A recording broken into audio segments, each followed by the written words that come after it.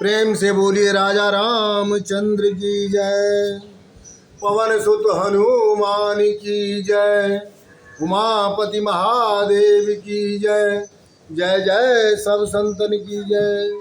किष्किंधा कांड में हनुमान जी के जन्म की कथा का वर्णन किया जा रहा है। निरखिता ही ऋषि सकल डराने, अचले न चरण शिथिल भय मानी। तात तोरे ते ही बन कर राजा, अके हरि नाम तेज बल छाजा। उसे देखकर अन्य सब ऋषि डर गए। डर के कारण उनके पैर आगे को न बढ़ सके।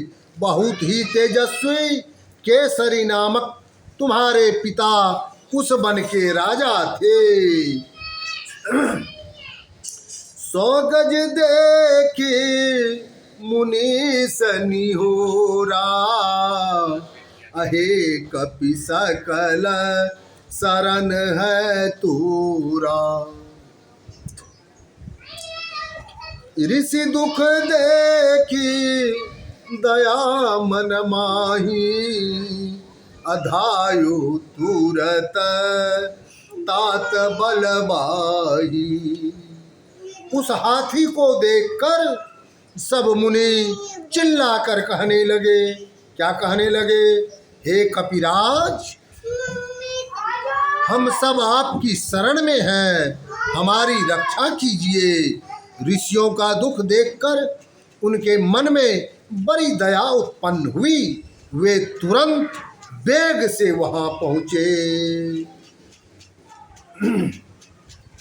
भीरयो ताहि एक मुसि मारा, उभय दसन गई भूमि पछारा।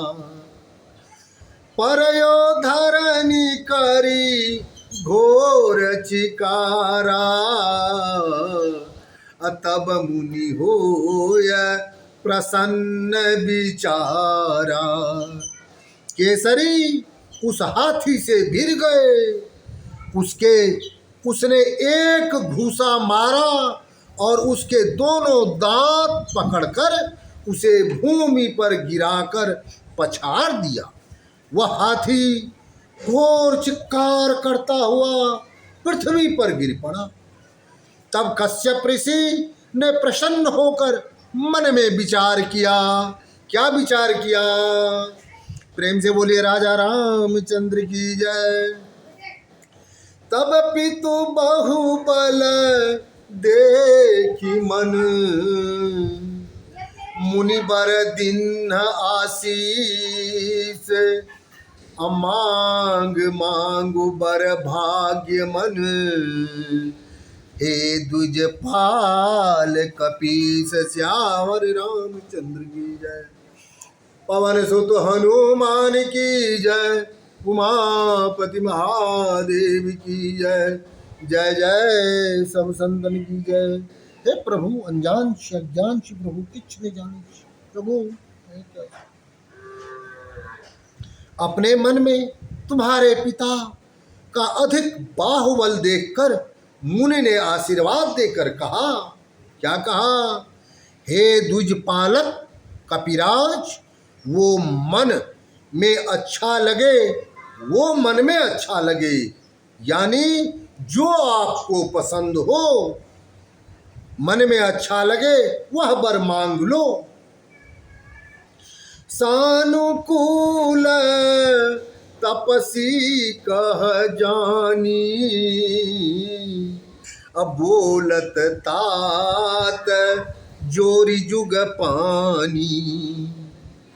जो प्रसन्न पो पर भगवाना, अपुत्र देहु बल मारुत समाना। क्या करे?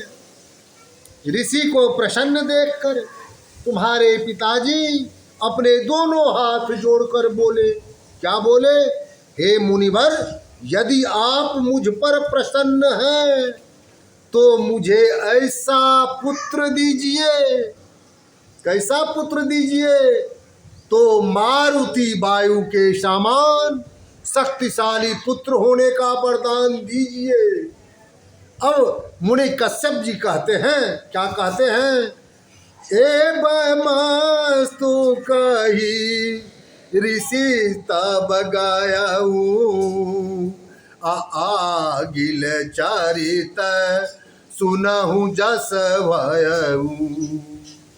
माता तोर अंजनी सती, रूप अपार नहीं हिये रति।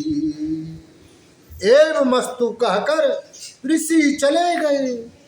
अब आगे जो हुआ उसका वृतांत सुनो।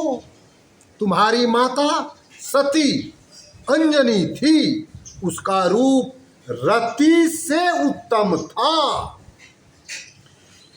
अब सत साजी श्रृंगार बनाई, अब बैठी नीरख सेल पर आई। त्रिविध समीर बहे सुखदाई, अनिरखत बन सो भा अधिकाई। वह 16 श्रृंगार करके पर्वत की चोटी पर आके बैठ गई। वह 16 श्रृंगार करके पर्वत की चोटी पर आकर बैठ गई। उस समय शीतल सुगंधित मंद मंद वायु बह रही थी। वे मन की शोभा देखकर प्रसन्न हो रही थी। आगे क्या हुआ? चिरऊ रावण पवन शुभ रसा, भुजा दीर्घ करी चाहत परसा। देखी मातु तब क्रोध करेही, आलागी साप देने पुनिते। पवन देव ने उस पर मोहित होकर पति की भांति उसका चीर उड़ाकर अपनी भुजाएं फैलाकर उसे पकड़ना चाहा। यह देखकर तुम्हारी माता क्रोधित हो गई और उसे श्राप देने लगी। मारुति मधुरे बचन जसु कहूँ, असाप न देऊ बचन सुनि लेऊ।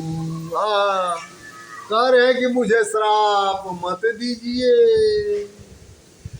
तब पति ऋषि सन सुत बर मांगा, अताते पर से अंग तव लागा।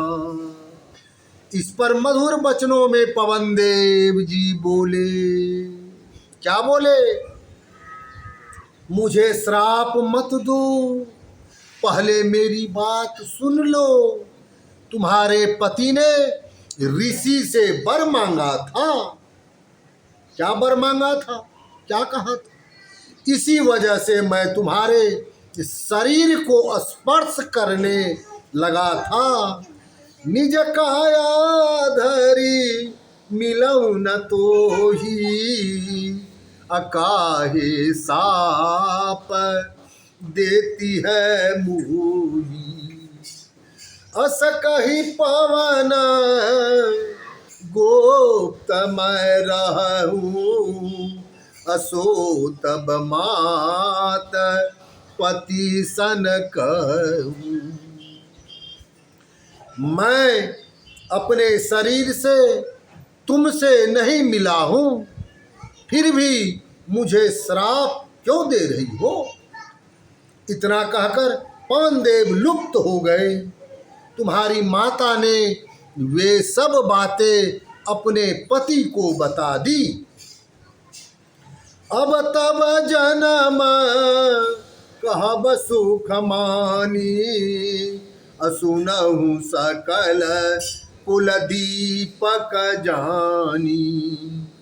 शुभ नक्षत्र शुभ घड़ी सुहाई, अजन्मत भयउ देव बल पाई। अब मैं प्रसन्नता पूर्वक तुम्हारे जन्म की कथा बताता हूँ। कुल का दीपक समझकर उसे सब सुनो। शुभ नक्षत्र और शुभ घड़ी में देवताओं से शक्ति पाकर तुमने जन्म लिया। जन्म तिथि क्या है? कार्तिक बदी 14 दिन सोमवार। प्रेम से बोलिए राजा रामचंद्र की जय, पवन सुत हनुमान की जय, उमापति महादेव की जय। जय जय सब संतन की जय। प्रभु क्षमा प्रार्थी अनजान